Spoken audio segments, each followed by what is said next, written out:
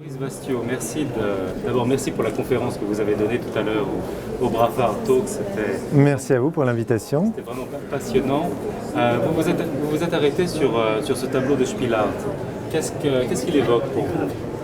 Ah non, mon intérêt est tout à fait personnel, c'est pas du tout professionnel. C'est Spielart, j'adore. C'est Ostende. Donc pour moi, Ostende, c'est Bruxelles à la mer. C'est une ville balnéaire, mais en même temps, c'est une vraie ville. C'est une ville cosmopolite. On a toujours parlé toutes les langues. Et puis, je suis un homme de la mer. Moi, j'adore la mer. Et ce que j'adore là-dedans, je pense, c'est 1908, la gouache, là. On a la même vision aujourd'hui, si on y arrive. Donc, moi, je vois là un jour de très mauvais temps. Donc, c'est la Hoogstraat, on arrive, et puis on est en contrebas de la digue. Donc, on a en fait les pieds probablement au niveau de la mer ou en dessous du niveau de l'eau. Et puis, on voit là Moi, je vois en fait l'écume des vagues qui se brisent sur la jetée et puis qui partent en vapeur d'eau au-dessus. Alors, il y a déjà un peu de soleil, mais les rues qui sont très étroites sont encore dans l'ombre à l'intérieur. Donc pour moi, je vois ça, j'ai vu ça là en marchant, tout de suite, paf, c'est Ostende. Il n'y a pas photo, comme on dit, ça se voit, mais ça se voit de loin. Et donc pour moi, ça évoque simplement des souvenirs personnels. Donc c'est là que j'ai appris à barboter dans l'eau, à nager, dans de l'eau glacée. Oui. Est-ce qu'il y a un côté nostalgique dans votre attrait sur ce tableau? Alors tout à fait, oui, tout à fait nostalgique.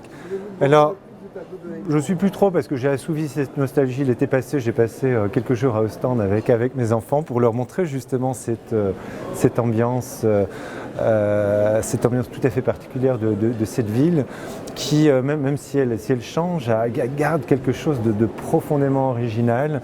Et comme d'autres villes, voilà, elle ne peut pas se confondre avec d'autres. Elle ne peut pas se confondre avec d'autres villes sur la côte, ni en Belgique, ni aux Pays-Bas. Il y a quelque chose de tout à fait particulier. Et puis, sans être du tout un expert de la peinture de cette époque, ni de Spielart, il y a ces côtés un peu, ces jeux de lumière, ces tableaux sur les digues avec la succession des lampadaires. Donc moi aussi, c'est aussi la mémoire de certains moments tout à fait particuliers à Ostende, quand vous revenez en bateau, comme ça, la nuit déjà tombée, ou en partant petit matin, on voit les lumières de la côte, de l'estacade, des bateaux, c'est une atmosphère tout à fait particulière. Alors là, il n'y a qu'une lumière, mais la manière aussi dont elle est faite, avec le halo qui tourne autour, puis le long rayon, voilà, pour moi, c'est du Spielart, et puis c'est très beau. C'est très beau. Alors j'étais content d'en voir dans d'autres endroits, d'ailleurs, ici dans le salon. À vous entendre, on a presque l'impression de sentir les embruns. Tout à fait, j'ai un goût de salé sur la langue, là, pour le moment.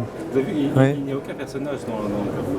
Non, mais dans beaucoup de tableaux, il y a... Alors, de ce que j'ai vu, soit on a les grands tableaux de paysage, il n'y a personne, ou alors on a plutôt le portrait, l'individu, la femme, comme dans ce magnifique tableau que vient d'acquérir la Fondation Roi Baudouin d'ailleurs.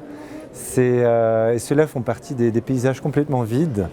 Et personnellement, je trouve ça assez attrayant. C'est aussi des vues dans lesquelles on peut se perdre. C'est aussi des tableaux dans lesquels on peut... Bon, ici, en l'occurrence, on a la ville pour soi, on a le paysage pour soi, on peut se projeter dedans, il n'y a personne d'autre. On peut y passer un petit moment de solitude. Je suppose que ce n'est pas bien évidemment la première fois que vous venez à la Brafard. Vous avez longuement marché dans les allées, nous avons longuement marché dans les allées. Quelle est votre impression de cette édition-là en quelques mots?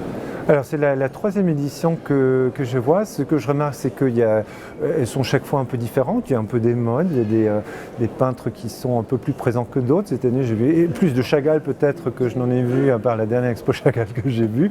Il y en a vraiment beaucoup. Ce que j'apprécie aussi particulièrement, c'est pour moi, ne vivant plus en Belgique, c'est de voir beaucoup d'artistes belges. Que ce soit de Yann Fabre, Panamarenko, mais aussi en sort, on a cherché en sort là tout à l'heure pendant très longtemps, ou encore Spielart.